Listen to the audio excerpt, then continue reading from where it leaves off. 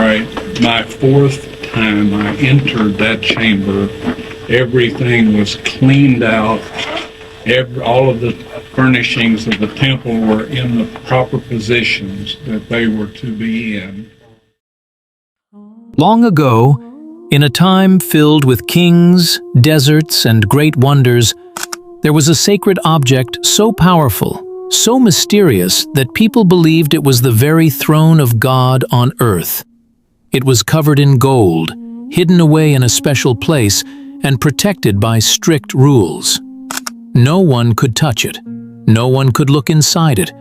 And yet, many believed it held the key to understanding God's presence among people. For thousands of years, this object has been talked about, searched for, and even imagined in stories and movies. Some say it was lost forever. Others say it is still hidden, waiting to be revealed at the right time. But then, one man made a shocking claim. He said he had found it. What he described next was so strange, so unbelievable, that it left many people wondering, could it really be true? Before we continue, don't forget to subscribe to our channel so you never miss these amazing stories and discoveries. Now, let us go deeper into this mystery. According to the Bible, the Ark of the Covenant was a sacred chest made of wood and completely covered in gold, designed with great care and placed at the very center of worship among the people of Israel. Inside this ark were the 10 Commandments, which were written on stone tablets and represented the laws given by God. These commandments were not just rules, but a symbol of God's authority, justice, and relationship with humanity. On top of the ark was the mercy seat, a golden covering with 2 cherubim facing each other, and it was believed that the presence of God would appear above this seat. Because of this, the ark was not treated like an ordinary object, but as the very throne of God on earth. However, at some point in history, the ark disappeared. When Jerusalem was attacked and the temple was destroyed, many sacred items were taken away, but the ark was not listed among them. Its disappearance created a mystery that has lasted for thousands of years. A man named Ron Wyatt, who had spent many years searching for evidence that could support the events described in the Bible, suddenly found himself drawn into this mystery in an unexpected way. While walking near a rocky area in Jerusalem, he experienced something he could not easily explain. He later said that his hand lifted on its own and pointed toward a specific location, and before he could stop himself, he heard his own voice say, "There is Jeremiah's grotto, and the Ark of the Covenant is there." This moment left him confused, because he had not been searching for the Ark at that time. However, the experience stayed with him, and he began to study the area more closely, examining historical records, geographical details, and the events surrounding the destruction of Jerusalem. Over time, he became convinced that it was possible that the Ark had been hidden beneath that very location. Ron Wyatt, along with his sons, began the difficult process of digging in that area, working through hard rock, narrow spaces, and underground tunnels. The work required patience, strength, and determination, and it continued for nearly 2 years. During this time, they discovered ancient pottery, old coins, and human bones, all of which suggested that the area had been used in ancient times and had remained undisturbed for many years. As they continued digging deeper, they began to uncover a network of caves and tunnels beneath the surface, leading them further into the hidden layers of history. Eventually, Ron Wyatt squeezed through a narrow passage into a small hidden chamber, where he made discoveries that he described in great detail. Inside this chamber, he reported seeing a golden table that had a raised molding around its edges, decorated with a repeating pattern of bells and pomegranates. Based on its design and appearance, he believed this object was the table of showbread, which had been part of the ancient sanctuary described in the Bible. As he continued to examine the chamber, he noticed additional items that appeared to be connected to the temple, which increased his belief that he had discovered something extremely important.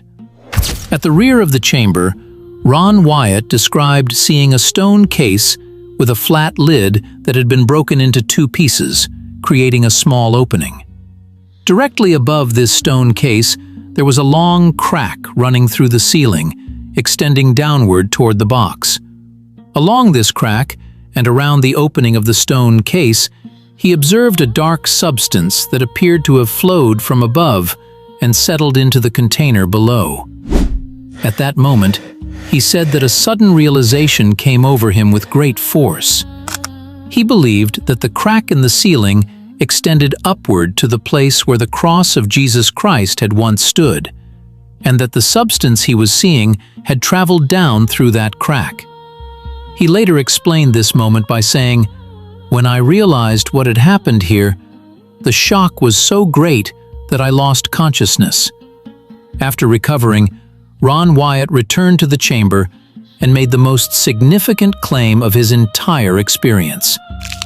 He stated that the stone case contained the Ark of the Covenant.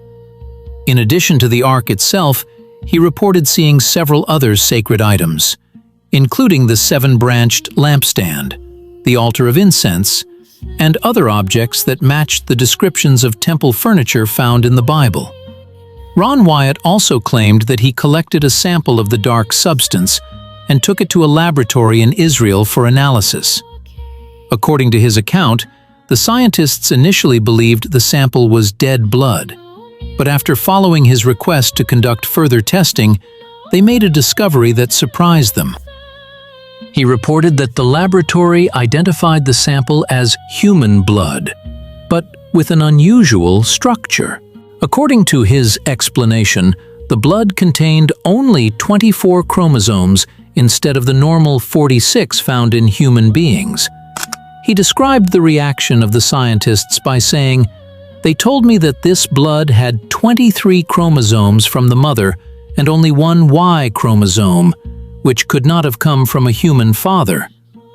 He further stated that the scientists told him the blood showed signs of being alive, which added even more confusion to their findings.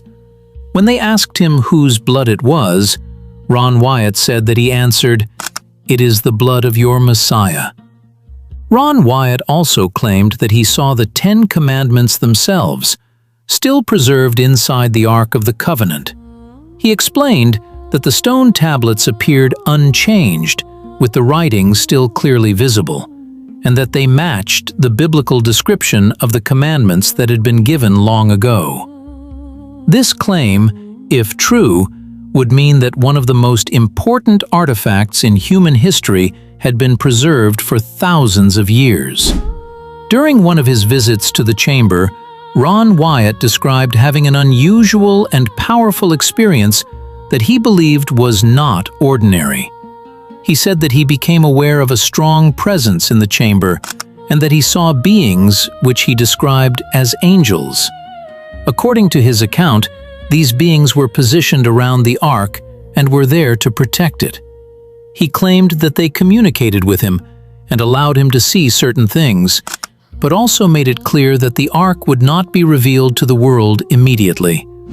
Instead, he said that they told him it would be revealed at a specific time in the future, according to a divine plan.